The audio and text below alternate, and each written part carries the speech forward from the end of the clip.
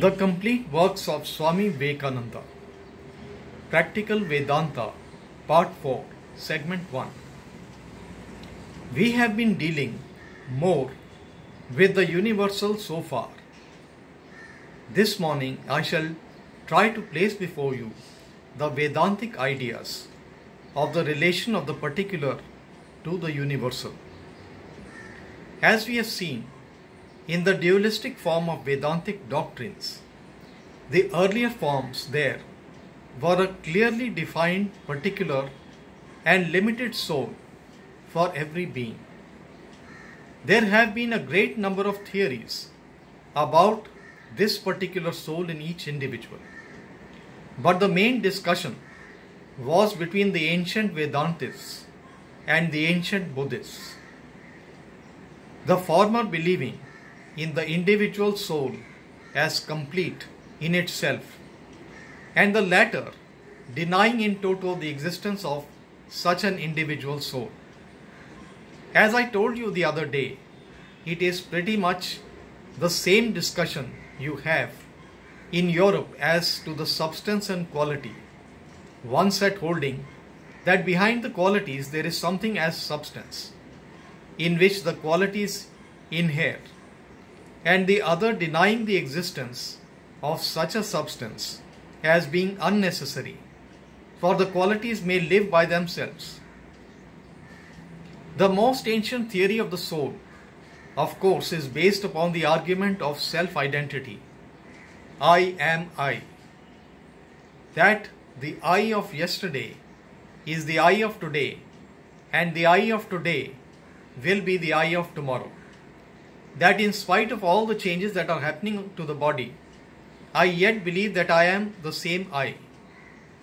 This seems to have been the central argument with those who believe in a limited and yet perfectly complete individual soul. On the other hand, the ancient Buddhists denied the necessity of such an assumption. They brought forward the argument that all that we know and all that we possibly can know are simply these changes. The positing of an unchangeable and unchanging substance is simply superfluous. And even if there were any such unchangeable thing, we could never understand it, nor should we ever be able to cognize it in any sense of the word. The same discussion you will find at the present time going on in Europe between the religionists and the idealists on the one side, and the modern positivists and agnostics on the other. One set believing there is something which does not change, of whom the latest representative is your Herbert Spencer. That we catch a glimpse of something which is unchangeable. And the other is represented by the modern Comtists and the modern agnostics. Those of you who are interested in a few years ago in the discussions between Herbert Spencer and Frederick Harrison may have noticed that it was the same old difficulty, the one party standing for a substance behind the changeful and the other denying the necessity for such an assumption. One party says we cannot conceive of changes without conceiving of something which does not change. The other party brings out the argument that this is superfluous. We can only conceive of something which is changing, and as to the unchanging, we can neither know, feel, nor sense it. In India, this great question did not find its solution in very ancient times, because we have seen that the assumption of a substance which is behind the qualities and which is not the qualities can never be substantiated. Nay, even the argument from self-identity, from memory, that I am the I of yesterday because I remember it and therefore I have been a continuous something, cannot be substantiated. The other quibble that is generally put forward is a mere delusion of words. For instance, a man may take a long series of such sentences as I do, I go, I dream, I sleep, I move, and here you will find it claiming that the doing, going, dreaming, etc. have been changing. But what remained constant was that I. As such, they conclude that the I is something which is constant and an individual in itself. But all these changes belong to the body.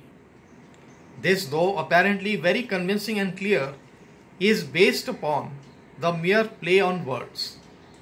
The I and the doing, going and dreaming may be separate in black and white, but no one can separate them in his mind. When I eat, when I think of myself as eating, I am identified as eating. When I run, I and running are not two separate things. Thus, the argument from the personal identity does not seem to be very strong. The other argument from memory is also weak. If the identity of my being is represented by my memory, many things which I have forgotten are lost from that identity. And we know that people, under certain conditions, forget their whole past. In many cases, lunacy of a man will think of himself as made of glass or of being an animal. In the existence of that man depends on the memory he has become glass, which not being the case, we cannot identify or make the identity of a cell depend on such a flimsy substance as memory. Thus we see that the soul, as a limited yet complete and continuing identity, cannot be established as separate from the qualities. We cannot establish a narrowed down limited existence to which is attached a bundle of qualities. On the other hand, the argument of the ancient Buddhists seems to be stronger, that we do not know and cannot know anything that is beyond the bunch of qualities. According to them, the soul consists of a bundle of qualities called sensations and feelings. A mass of such is what is called the soul. And this is a mass that is continually changing. The Advaitist theory of the soul reconciles both these positions. The position of the Advaitists is that it is true that we cannot think of the substance as separate from the qualities. We cannot think of the change and not change at the same time. It would be impossible. But the very thing which is the substance is the quality. Substance and quality are not two things. It is the unchangeable that is appearing as the unchangeable. It is the changeable that is appearing as the unchangeable. And it is the unchangeable that is appearing as the changeable. The unchangeable substance of the universe is not something separate from it. The nomenon is not something different from the phenomenon, but it is very nomenon which has become the phenomenon. There is a soul which is unchanging, and what we call feelings and perceptions, nay, even the body, are the very soul, seen from another point of view. We have got into the habit of thinking that we have bodies and souls and so forth. But really speaking, there is only one. When I think of myself as a body, I am only a body. It is meaningless to say I am something else. And when I think of myself as a soul, the body vanishes and the perception of the body does not remain. None can get the perception of the self without his perception of the body having vanished. None can get perception of the substance without his perception of the qualities having vanished. The ancient illustration of the Advaita of the rope being taken for a snake may elucidate the point a little more. When a man mistakes a rope for a snake, the rope has vanished and the rope only remains. The ideas of dual or treble existence come from the reasoning on insufficient data, and we read them in books or hear about them until we have come under the delusion that we really have a dual perception of the soul and the body. But such a perception never really exists. The perception is either of a body or of the soul. It requires no arguments to prove it. You can verify it on your own minds. Try to think of yourself as a soul, as a disembodied something. You will find it to be almost impossible. And those few who are able to do so will find at the time when they realize themselves as a soul, they have no idea of the body. You have heard of, perhaps even have seen, persons who on particular occasions have been in peculiar states of mind, brought about by deep meditation, self-hypnoticism, hysteria or drugs. From their experience, you may gather that when they were perceiving the internal something, the external had vanished for them. This shows that whatever exists is one. That one is appearing in these various forms, and these various forms give rise to the relation of cause and effect. The relation of cause-effect is one of evolution. The one becomes the other and so on. Sometimes the cause vanishes, as it were, and in its place leaves the effect. If the soul is the cause of the body, the soul, as it were, vanishes for the time being and the body remains. And when the body vanishes, the soul remains. This theory fits the arguments of the Buddhists that were leveled against the assumption of the dualism of body and the soul. By denying the duality and showing that the substance and the qualities are one and the same thing that is appearing in various forms. We have seen also that this idea of the unchangeable can be established only as regards as the whole, but never as regards the part. The very idea of part comes from the idea of change or motion. Everything that is limited we can understand and know because it is changeable, and the whole must be unchangeable because there is no other thing besides it in relation to which change would be possible. Change is always in regard to something which does not change or which changes relatively less.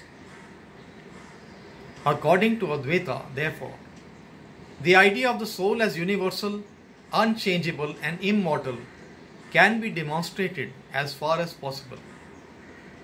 The difficulty would be as regards the particular. What shall we do with the old dualistic theories which have such a hold upon us and which have all come to pass through these beliefs in limited little individual souls? We have seen that we are immortal with regard to the whole, but the difficulty is we desire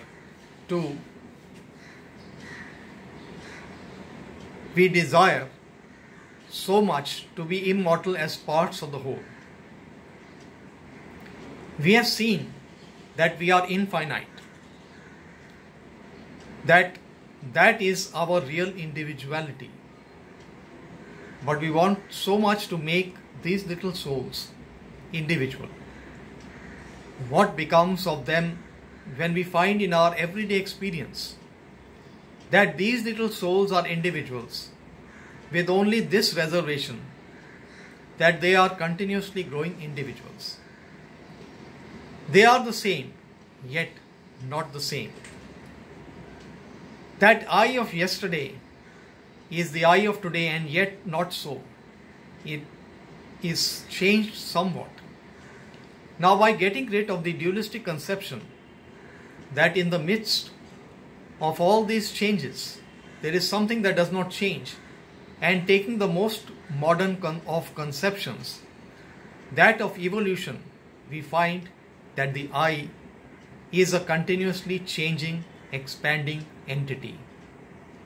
If it be true that man is the evolution of a mollusk, the mollusk individual is the same as the man, only it has become expanded a great deal. From the mollusk to man, it has been a continuous expansion towards infinity. Therefore, the limited soul can be styled an individual, which is a continuously expanding towards the infinite individual.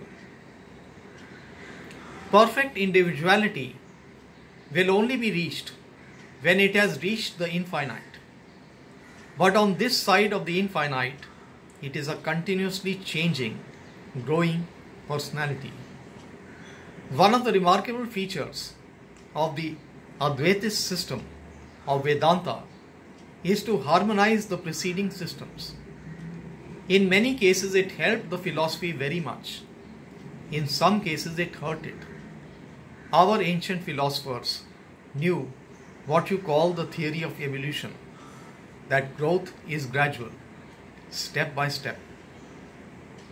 And the recognition of this led to harmonize all the preceding systems. Thus, not one of these preceding ideas was rejected. The fault of the Buddhist faith was that it had neither the faculty nor the perception of this continual expansive growth. And for this reason, it never even made an attempt to harmonize itself with the pre-existing steps towards the ideal. They were rejected as useless and harmful. This tendency in religion is most harmful. A man gets a new and better idea, and then he looks back on those he has given up, and forthwith decides that they are mischievous and unnecessary. He never thinks that however crude they may appear from his present point of view, they were very useful to him, that they were necessary for him to reach the present state, and that every one of us has to grow in a similar fashion, living first on crude ideas, taking benefit from them, and then arriving at a higher standard. With the old theories, therefore, the Advaita is friendly. Dualism and all systems that had preceded it are accepted by the Advaita, not in a patronizing way, but with the conviction that they are true manifestations of the same truth, and that they all led to the same conclusions as the Advaita has reached. With blessing and not with cursing should be preserved all these various steps through which humanity has to pass. Therefore, all these dualistic systems have never been rejected or thrown out, but have been kept intact in the Vedanta, and the dualistic conception of the individual soul, limited yet complete in itself, finds its place in the Vedanta. According to dualism, man dies and goes to other worlds, and so forth. And these ideas are kept in the Vedanta in their entirety. For with the recognition of growth in the Advaitist system, these theories are given their proper place by admitting that they represent only a partial view of the truth.